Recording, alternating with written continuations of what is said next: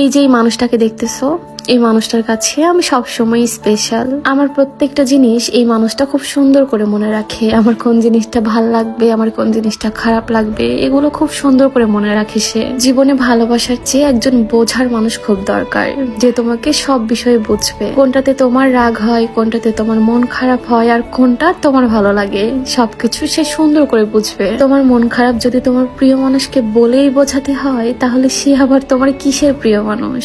প্রিয় মানুষ তো সে যাকে না বলতেই বুঝে ফেলবে তোমার দুঃখটা কোথায়।